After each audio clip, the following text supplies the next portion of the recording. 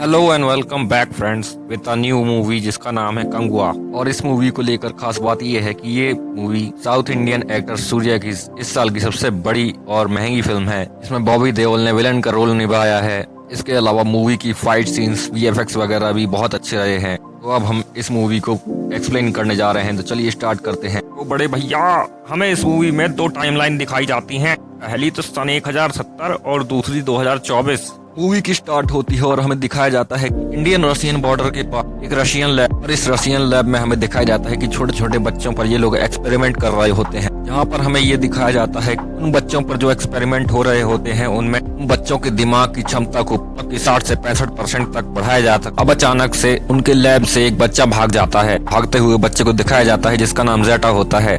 असल में ये लोग उसका एक्सपेरिमेंटल नाम जेटा रखते हैं। वो उस लैब से भाग जाता है।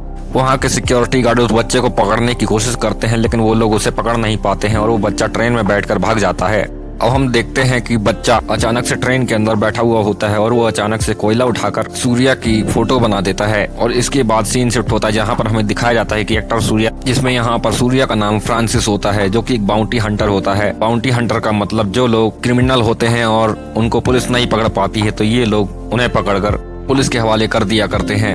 यहाँ पर दिशा पटानी भी आती हैं, जो कि इस मूवी की मेन लीड एक्ट्रेस हैं, जो कि फ्रांसिस की एक्स गर्लफ्रेंड भी रह चुकी हैं और उसकी बाउंटी हंटिंग को अपनी बाउंटी हंटिंग बताकर कमिश्नर से पैसे ऐंठ लिया करती हैं। अब हमें दिखाया जाता है कि एंजेलिना यानी कि और फ्रांसिस एक दूसरे से नफरत करते हैं, क्योंकि उन दोनों के बीच में पिछले कुछ महीनों। इसके बाद हमें दिखाया जाता है कि जो कमिश्नर होता है फ्रांसिस और एलिना दोनों से अलग अलग जगह पर मिलता है और उन्हें एक बाउंटी के बारे में बताता है। और वो उन दोनों से कहता है कि अगर तुमने इसे पकड़ लिया तो मैं तुम्हें इस काम के 15 लाख रुपए दूंगा। इस काम के लिए दोनों मान जाते हैं। अब हमें दिखाया जाता है कि फ्रांसिस उस गुंडे को पकड़ने के लिए जाता है, जहाँ पर वो बिल्कुल बेसुध होता है। पर उसे खींच कर ले जाते वक्त वो गुंडा अपने पीछे से बंदूक निकाल देता है और उससे बंदूक छीनने के चक्कर उस गुंडे को गोली लग जाती है और वहीं पर ढेर हो जाता है। और ये देखकर फ्रांसिस और उसका दोस्त वहाँ से निकलने की प्लानिंग करने लगते हैं, क्योंकि वो तो मारा जा चुका होता है। अब जब वो लोग वहाँ से निकल रहे होते हैं तभी वहाँ पर वही लड़का आ जाता है जो कि उस लैब से भागा हुआ था। और ये छोटा बच्चा कोई और नहीं, वही जेटा होता है जो कि उस लैब से भागा हुआ था, लेकिन फ्रांसिस उसे इग्नोर करके वहाँ से भाग जाता है।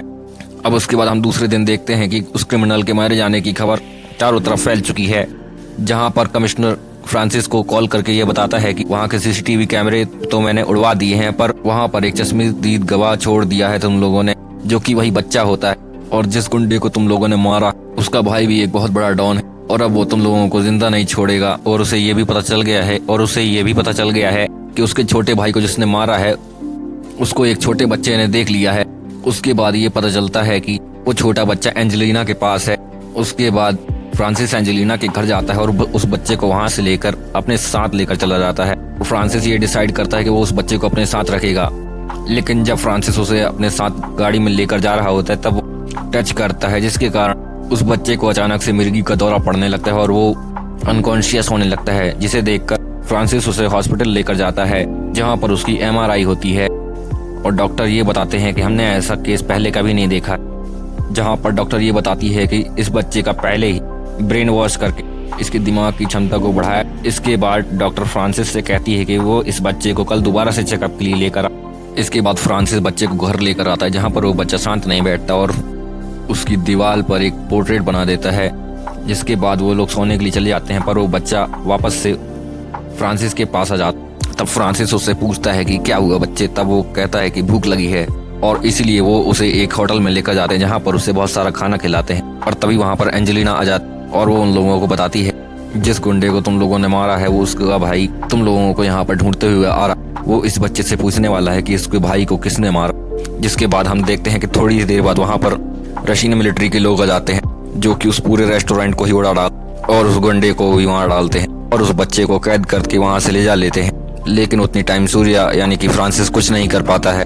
इसके बाद कहानी रिवर्स होकर 2024 से सीधा 1070 में चली जाती है, जहाँ पर हम देखते हैं कि फ्रांसिस और जेटा की जो कहानी है वो इस 1070 बीसी के आसपास से जुड़ी हुई है, जहाँ पर हमें दिखाया जाता है कि साउथ इंडिया के इलाके में 5 बड़े बड़े द्वीप होते हैं, जहाँ पर हमें ये पता चलता है कि उन 5 द्वीपों में रहने वाले लोग काफी ज्यादा स्किल्ड और पावरफुल हैं।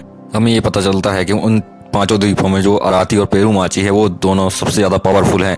लेकिन फिर हमें पता चलता है कि समुद्र में इन 5 द्वीप के पास एक बहुत सारे जहाज आते हैं, जहाँ पर हमें पता चलता है कि ये सभी जहाज रोमन साम्राज्य के हैं, जो कि बारी बारी करके दुनिया को जीतना चाहता था, लेकिन वो अपने 25,000 सैनिकों के साथ सीधा भारत पर कब्जा करने के लिए आया हुआ है। लेकिन वो ये नोटिस करता है कि उसे भारत में घुसने से पहले इन 5 द्वीपों से होकर गुजरना होगा। अब हम देखते हैं कि इन 5 द्वीपों पर हमला करने से पहले ये रोमन सम्राट वहां पर रहने वाले एक लोकल आदमी को पकड़ता है। उसके बाद हमें ये पता चलता है कि उस आदमी का नाम कोडुआ है, जो कि रोमन साम्राज्य के सम्राट को सब कुछ बता देता है। वो बताता है कि इन 5 द्वीप के जो साम्राज्य के सारे लोग हैं वो सारे के सारे बहुत पावरफुल हैं, लेकिन ये जो पेरुमाचू द्वीप है उसके अंदर सबसे ज्यादा पावरफुल योद्धा रहते हैं, वही लोग सबसे ज्यादा खतरनाक होते हैं और ये सारे योद्धा किसी से नहीं डरते हैं। और इसलिए अगर रोमन साम्राज्य ने इस द्वीप पर हमला किया तो वो लोग आसानी से इन लोगों को मार डालेंगे। और ये सब सुनकर रोमन सम्राट उस कोडुआ से मदद मांगता है और इसके बदले में वो उसे कई सारे सोने के सिक्के देता है। और क्योंकि कोडुआ बहुत ही लालची इंसान होता है, इसीलिए वो उन सिक्कों के बदले में रोमन साम्राज्य के सम्राट से कहता है कि वो रोमन साम्राज्य का साथ देने के लिए तैयार है। अब रोमन सम्राट कोडुआ को पेरुमाची जाने के लिए कहता है और कहता है कि तुम जाकर वहां पर पेरुमाची को पूरा डिस्ट्रॉय कर दो, ताकि वो रोमन सम्राट को आसानी से पेरुमाची पर कब्जा जमा सके। कोडुआ का ये प्लान होता है कि वो वहां जाकर के पेरुमाची के लगभग 1000 सैनिकों को मार डालेगा, जिससे पेरुमाची लगभग बहुत कमजोर हो जाएगा और उसके बाद रोमन सम्राट उस पर कब्जा कर लेगा। अब इस काम को अंजाम देने के लिए कोडुआ अपनी फैमिली के साथ पेरुमाची जाता है, जहाँ पर हमें ये पता चलता है जिस लड़के का नाम प्रेजेंट टाइम में जेटा है वो उस टाइम में कोडुआ का ही लड़का था, जिसका नाम उस समय में पूर्वा होता है। तो बचाने के लिए बचाने की कोशिश फ्रांसिस कर रहा था। हम देखते हैं कि कोडुआ पेरुमाची जाता है और वहां जाकर सीधे जाकर राजा से मिलता है। वो राजा से जाकर बताता है कि पेरुमाची में एक राजा आया जिसने पेरुमाची के लोगों के बारे में बहुत बड़ी बड़ी बातें सुनी हैं।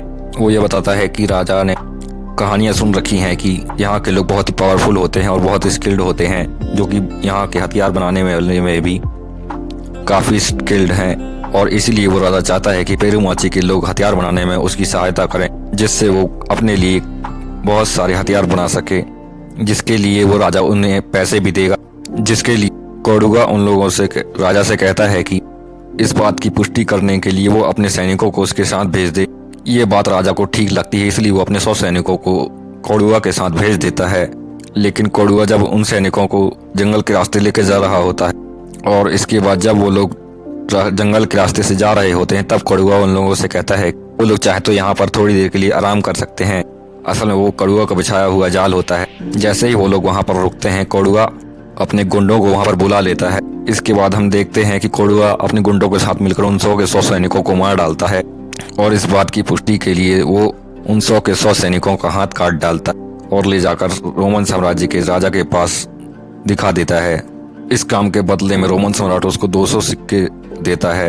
इसके बाद कोडुआ फिर से वापस जाता है और पेरुमाची के राजा से कहता है कि वो राजा हमारे देश के लोगों के काम से बहुत प्रसन्न है और इसीलिए वो 100 सैनिकों के अलावा और 100 सैनिक मांग रहा है, ताकि वो और ज्यादा मात्रा में हथियार बना सके। इस बात को सुनकर पेरुमाची का राजा फिर से और 100 सैनिक भेज देता है और कोडुआ फिर से उस प्लान के मुताबिक, लेकिन दूसरी टुकड़ी में एक सैनिक का दाहिना हाथ पहले से ही कटा हुआ होता है। अब हम ये देखते हैं कि 100 सैनिकों में एक हाथ कटा हुआ सैनिक पहले से ही होता है और ये हाथ कटा हुआ सैनिक पेरुमाची के राजा द्वारा ही भेजा गया होता है, क्योंकि ये सैनिक इससे पहले वाली टुकड़ी में भी आया था और वो लोग हाथ काट रहे थे। ये सैनिक अपना हाथ खुद काट कर यहाँ पर छोड़कर चला गया था और जाकर राजा को सारी बातें सच सच बता दिया था। कोडुआ की सच्चाई जान चुके होते हैं, इसीलिए वो 100 सैनिक यहाँ पर जानबूझकर आए हुए होते हैं। और इसके बाद यहाँ पर उन 100 सैनिकों में से एंट्री होती है सूर्य की, जिसका नाम वहाँ पर होता है कंगुआ।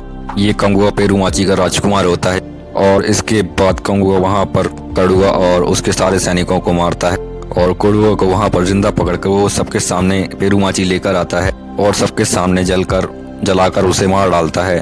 पर पेरुमाची के लोग वहाँ पर ये ताव रखते हैं कि कोडुआ के साथ साथ उसकी पूरी फैमिली को भी जला के रख देना चाहिए। कोडुआ की वाइफ डर जाती और अपने बेटे को लेकर वो कंगुआ के पास जाती है और वो कंगुआ से एक वचन प्रॉमिस मांगती है कि वो उसके बेटे की हमेशा रक्षा करे। ये बोलकर वो अपने बेटे को कंगुआ को सौंप देती है और वो आग में कूदकर अपनी जान दे देती है। लेकिन इसके बाद पेरूमाची के सारे लोग मिलकर पूर्वा को ही मारने की कोशिश करते हैं, पर कंगुआ उन लोगों से उसे बचा लेता है और वो बाकी सारे लोगों से कहता है कि पूर्वा आज से उसका बेटा है और वो किसी को भी उसे मारने के लिए नहीं देगा। इसके बाद कंगुआ उन लोगों से कहता है कि कड़ुआ ने जो किया उसकी सजा सिर्फ उसे ही मिलेगी, उसके परिवार को बिल्कुल नहीं। और इसके बाद कंगुआ उस पूर्वा को अपने बेटे की तरह पालने लगता है। इसके बाद हम देखते हैं कि जो रोमन सम्राट होता है उसने जो कड़ुआ के साथ मिलकर प्लान बनाया होता है वो तो फेल हो चुका होता है।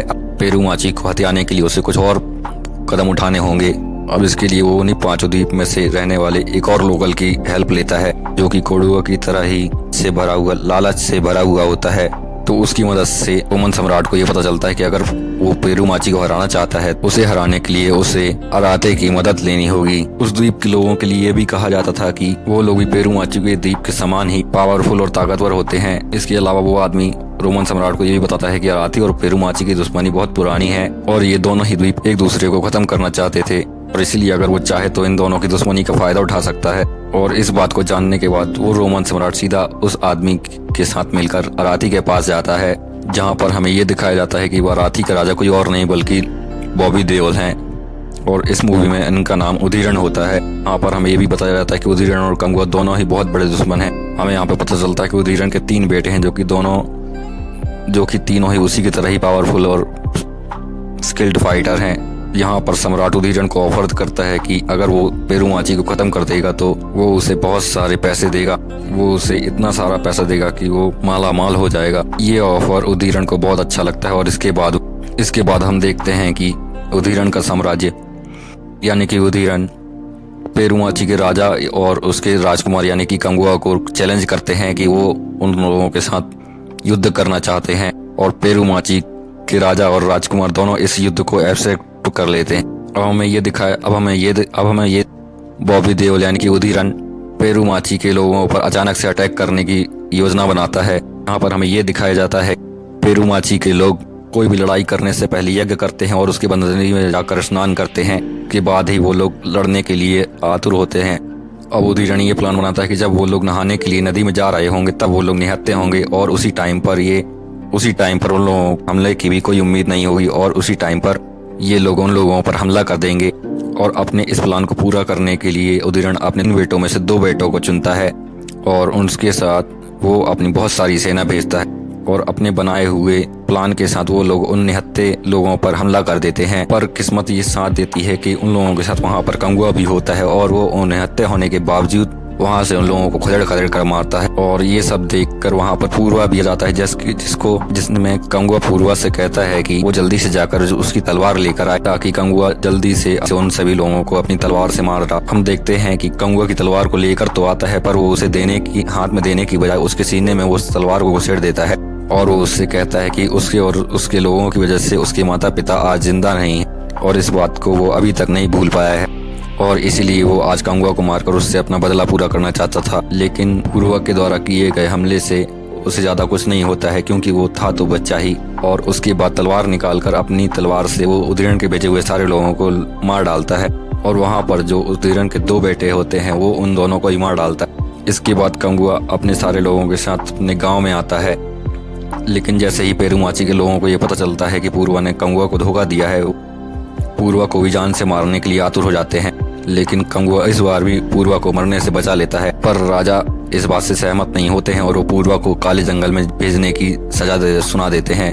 और काला जंगल एक ऐसी जगह होती है जहाँ पर उसके बहुत भयानक जानवर रहा करते थे। उसे ये सजा इसलिए दी जाती ताकि वो उस जंगल में जाकर उन परवक्षी जानवरों का शिकार बन जाए। अगर पूर्वा काले जंगल की सजा भुगतने के लिए जाएगा तो मैं भी उसके साथ जाऊंगा। कंगुआ पूर्वा को लेकर उसी काले जंगल में प्रस्थान कर लेते। यहाँ पर हम देखते हैं कि जंगल में जाते हुए पूर्वा पर बहुत सारे हमले होते हैं, पर वो सारे के सारे हमले कंगुआ के सामने कुछ नहीं होते और उन हमलों से उसे बचा लेता है। लेकिन तब भी पूर्वा कंगुआ से बहुत गुस्सा रहता है और हमेशा दूर जाता रहता है वो। इसलिए कंगुआ पूर्वा से कहता है कि मैंने तुम्हारी माँ से ये वादा किया था कि मैं तुम्हारी हर हाल में हिफाजत करूंगा और इसीलिए मैं अपने वादे को पूरा कर रहा हूँ। और ये कहकर कंगुआ उससे कहता है कि अगर तुम मुझे मारना चाहते हो तो तुम मुझे मार सकते हो, पर अभी इस समय उदयन अपने लोगों के साथ मिलकर मेरी प्रजा पर हमला करने के लिए आने वाला है और इसीलिए मुझे इस जंग को लड़ना होगा और अपने लोगों को बचाना होगा। और वो पूर्वा से कहता है कि एक बार जैसे ही जंग खत्म हो जाएगी वैसे ही उससे कहता है कि मैं वापस आऊंगा तो तुम चाहो तो मुझे जान से मार सकते हो और ये मेरा वचन है कि मैं तुम्हें कुछ नहीं करूँ।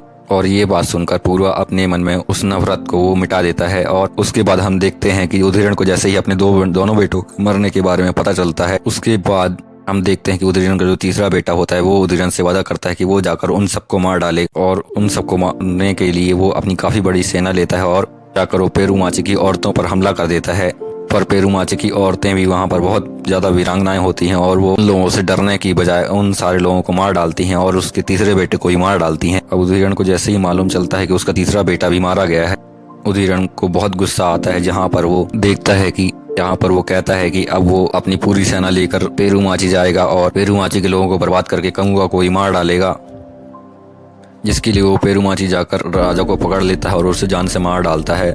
पर वो जो राजा होते हैं वो अपने आवाज के जरिए कंगुआ तक संदेश भेज देते हैं कि वो नहीं रहे और उस युद्ध के बारे में सारी जानकारी कंगुआ तक पहुंच जाती है और इसके साथ ही वो कंगुआ को नया राजा भी घोषित कर देते हैं। और इसके बाद हम देखते हैं जैसे ही कंगुआ को मालूम चलता है उसके पिता मारे जा चुके हैं और उदयन उस पर हमला करने के लिए आने वाला है, जैसे वैसे ही वो युद्ध की सारी तैयारियां कर लेता है। और इसलिए जैसे ही उदयन के सारे सैनिक उस पर हमले करने के लिए आते हैं वैसे ही वो अपनी बुद्धिमानी से उसके सारे सैनिकों पर अकेला ही भारी पड़ रहा होता है और उन सबको बहुत बुरी तरीके से मार रहा होता है। और उसकी ताकत देखकर उदयन भी बिल्कुल चौंका रह जाता है। इसके लिए वो पूर्वा को पकड़कर अपने पास बुलवा लेता है और अपने जहाज पर लेकर आ जाता है। वो इस टाइम पर अपने जहाज में समुद्र में होता है और वो उसे बचाने के लिए सीधा उसके जहाज पर जाता है।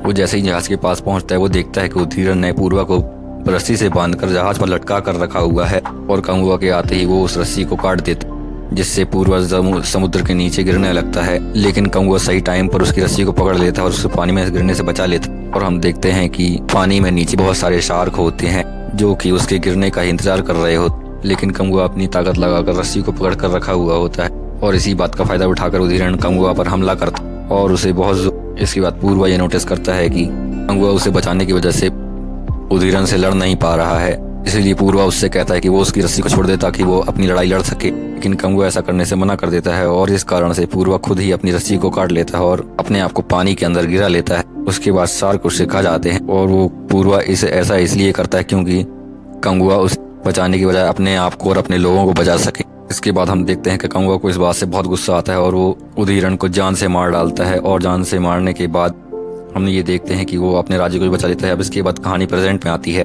जहाँ पर हमें प्रेजेंट और पास्ट दोनों के सीन्स में लाकर दिखाए जाते हैं। इसके बाद हम देखते हैं फ्रांसिस ज़ेटा को बचाने के लिए उसके काफी करीब आ जाता है, पर वो लोग प्लेन में उसे लेकर जा रहे होते हैं। पर फ्रांसिस भी वहाँ पर आ जाता है और वो जाकर वहाँ अंदर के सारे सोल्जर्स को मार डालता और वो ज़ेटा को बचाकर छुड़ा कर ले जाता है। इसके बाद हम देखते हैं कि पास्ट टाइम में कंगुआ बाकी सारे लोगों पूर्वा को बचा लेता है और इस प्रेजेंट टाइम में वो उन लोगों से ज़ेटा को बचा लेता है। अब हम ये देखते हैं कि उदयन के साम्राज्य के अंदर बहुत शोक छाया हुआ होता है क्योंकि उनका राजा और राजकुमार दोनों ही मर चुके होते।